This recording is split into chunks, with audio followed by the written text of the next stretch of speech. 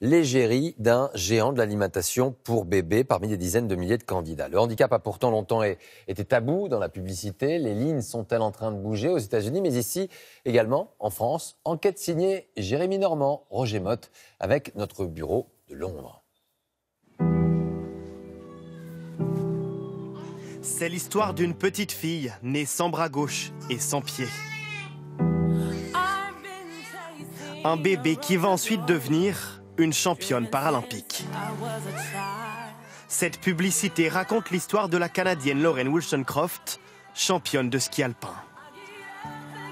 Ce spot a été tourné par une grande marque automobile pour promouvoir son image de marque dans le monde entier. Le handicap devient-il un argument marketing comme un autre?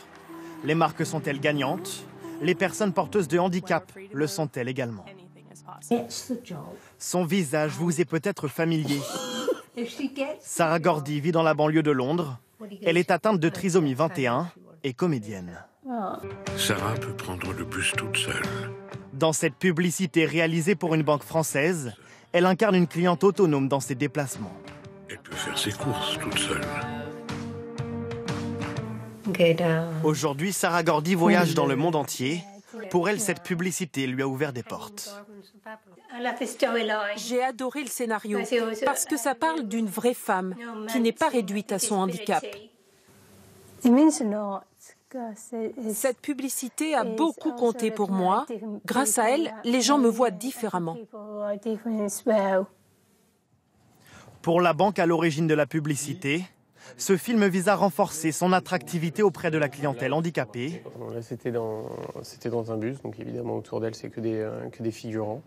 Et à améliorer son image de marque vis-à-vis du grand public. C'est une façon pour la banque, en tout cas, d'affirmer son positionnement d'utilité envers tous ses clients. Les entreprises, les pros, les jeunes, les adultes, les personnes protégées, les collectivités. Elle peut aller à la piscine toute seule. Une personne handicapée au cœur d'une publicité bancaire, c'est une première en France.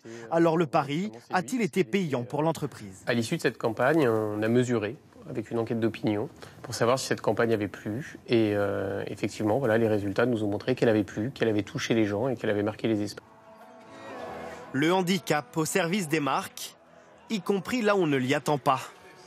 Dans cette publicité, des basketteurs s'adaptent à l'invalidité de leurs coéquipiers avant de se désaltérer avec une célèbre bière irlandaise.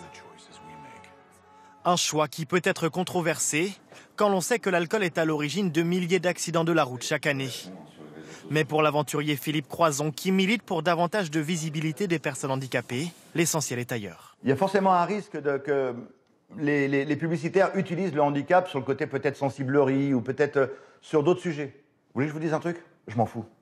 Mais je m'en fous royalement. L'essentiel, c'est que ça soit visible, c'est qu'on existe. Que ce soit sur la sensiblerie ou que ce soit pour vendre un produit ou ce petit bébé d'ailleurs qui va vendre des petits pots. Je m'en fous. L'essentiel, c'est qu'il soit visible et qu'on parle du handicap et qu'on change ce bon Dieu de regard. C'est le plus important. Signe que les mentalités évoluent, un fabricant américain de nourriture pour bébés vient de choisir un enfant trisomique pour incarner sa prochaine campagne. Lors du casting, son sourire a fait la différence parmi des milliers d'autres bébés.